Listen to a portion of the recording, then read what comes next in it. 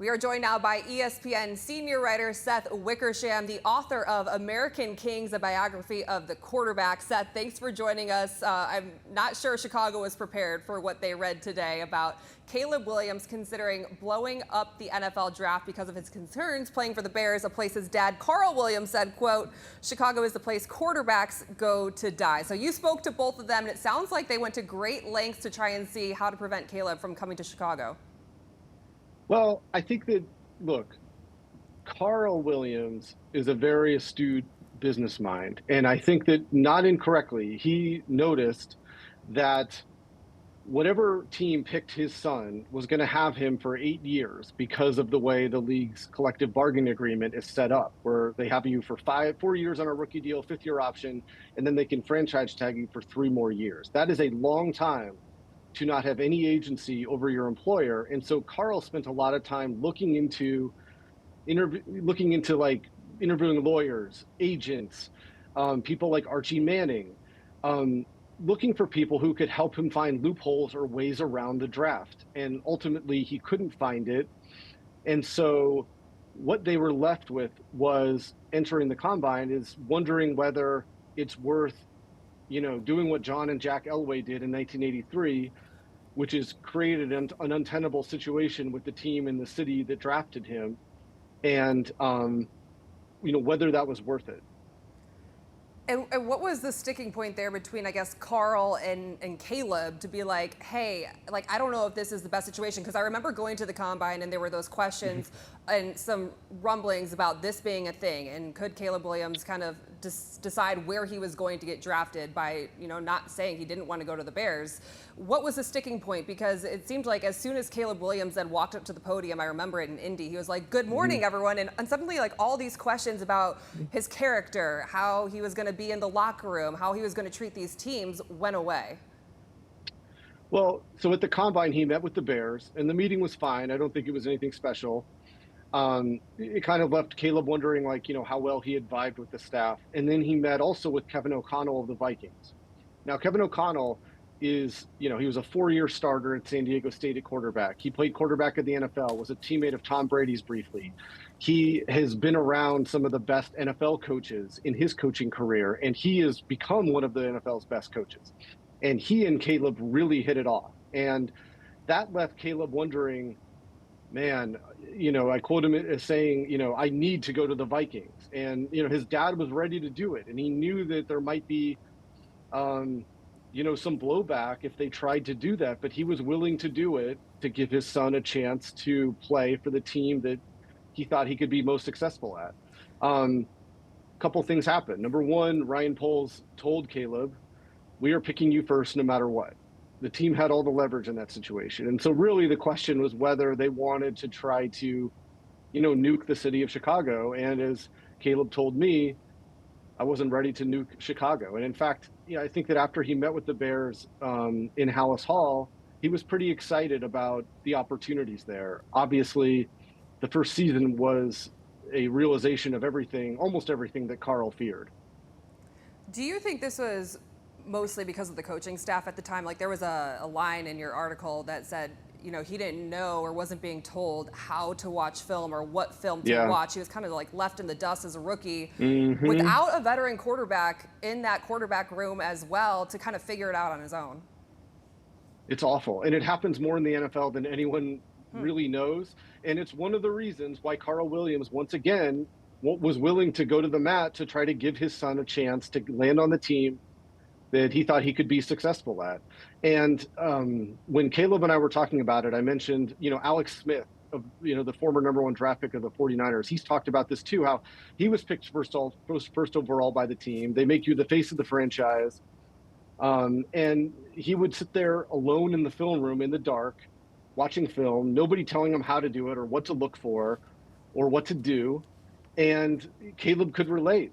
And when Alex Smith went to the Kansas City Chiefs later in his career, and they draft a quarterback named Patrick Mahomes, one of the things Alex Smith wanted to do was make sure that he taught Patrick how to watch film. And there was no one in Chicago to do that for Caleb Williams. Out of curiosity, when did you have these conversations with both Caleb and Carl Williams? I mean, they started before his last season at USC. I met with Caleb, I want to say early February. Mm. Carl, for the last time, mid-January. How did their attitude or outlook change over that period of time, knowing everything that happened since, and going through multiple coaching changes, going through what he has Hmm. talked about, a 10-game losing streak that he had never experienced in any point of his life? Well, I think rookie, and I mentioned this to them actually, but like to me, the rookie season for a quarterback is about survival. Mm. Like you can take some things with it from it, but for the most part, people don't have these rookie seasons like Dan Marino in 1983 or Jaden Daniels last year. It's about surviving. And Caleb survived. And at times it looked dicey, but he did survive. I think he showed a lot of ability. And finally, what they got was an offensive mind who's on the cutting edge and who is invested in the quarterback. And that's exactly what they wanted. It's too bad that it took so long to get there, but it finally did. I know from talking to coaches around the NFL before Ben Johnson was hired in Chicago that he was a coach that they studied and stole from. And I think that Caleb is really looking forward to being coached hard. And you remember there was that great moment when he was picked by the Bears, and it was a very genuine moment. He wheeled around onto the stage at the draft in front of tens and thousands of people, and he, really let out this roar.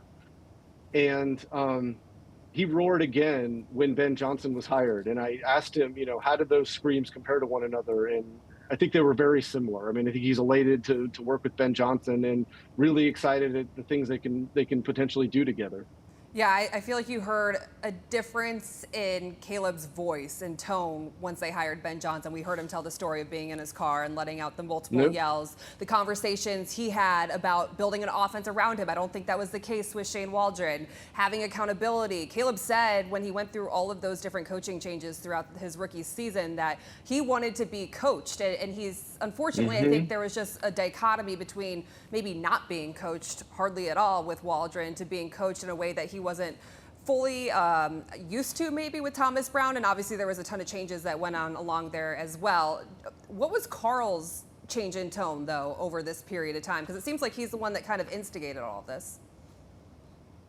Well, he didn't instigate it, but he was looking out for his son. And I Okay. think that, like, we can talk all we want, in sports circles about the out of control quarterback dad. And I don't think Carl is one of those, but there's a reason. And that's because success at this position, for all of its mythology and glamour and celebrity, depends a whole lot on luck. And one of those key elements is, Caleb Williams could pick where he went to college. He could not pick which NFL team he worked for.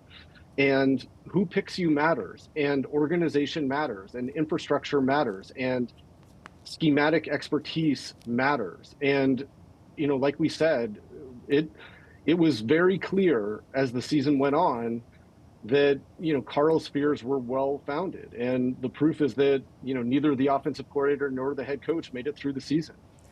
I want to go back to something about Kevin O'Connell. Did Caleb ever express to Ryan Poles and the Bears, from what you know, that that was something that intrigued him and that he hit it off with him? Not that I know of. Okay. You talked to multiple quarterbacks for this book that's coming out in Hmm. September. John Elway, Peyton Manning, Warren Moon, Johnny Unitas. You've spent time now with Caleb Williams, who I think we all sometimes forget because he was on this grand stage as a rookie at 22, 23 years Hmm. old, that he is Yeah. still a young man in this league that has the weight of a city really on his shoulders, whether he wants to admit it or not. From getting to know him and being around some of the great quarterbacks of all time, do you feel like he has what it takes and is built for this job? I think so. And I think that I learned a lot from watching him last year. There was a play, and I think that it was on Thanksgiving Day, where he was going out of bounds and he took a shot low, right in the knee area. And he not only popped up, but ran back to the huddle. And that, to me, I know that he put up pretty good numbers. His interception rate was low. But to me, it was moments like that that showed how tough he is and how invested he is and how much he cares. And before the draft, I mean, people were wondering, how much he actually cares about football because he was so celebrated in college. He was so well known. He had so many opportunities as a college student, really the first true amateur for professional quarterback. And I think teams are wondering, like, what's he about? And, he proved that he's a really tough man who can play football at the highest level.